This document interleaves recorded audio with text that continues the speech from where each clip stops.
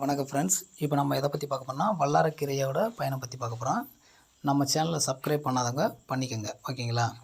இப்போ வல்லாரக்கீரைனாலே எல்லாம் பொதுவாக எல்லா மக்களுக்கும் என்ன தெரியும், குழந்தைகளுக்கு மெமரி பவர் தரும் அப்படின்னு தான் தெரியும். இதை தாண்டி நிறையா விஷயம் இருக்குது, ஓகேங்களா? ஒன்று என்னென்னா, இப்போ நரைச்ச முடியை சரி பண்ணுறதுக்கு இந்த வல்லாரக்கீரையை என்ன செய்யணும்னா நல்லா அரைச்சிடணும்.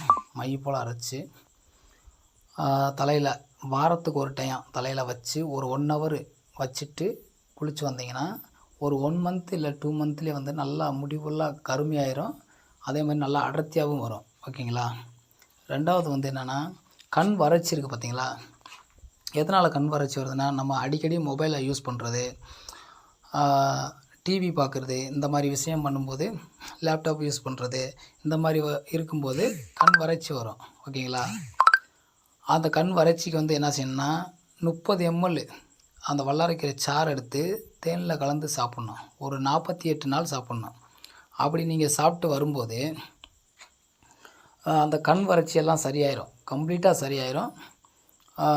அதுக்கடுத்து அந்த 48 நாள் கழித்து வாரத்துக்கு ஒரு நாள் சாப்பிட்ணும், ஓகேங்களா? அந்த 48 நாள் ஒரு மண்டலம்டுவாங்க. அந்த ஒரு மண்டலம் சாப்பிட்டு வந்தால் தான் அதோட பெனிஃபிட்டு கிடைக்கும், ஓகேங்களா? இதை கண்டினியூ பண்ணி பாருங்கள்.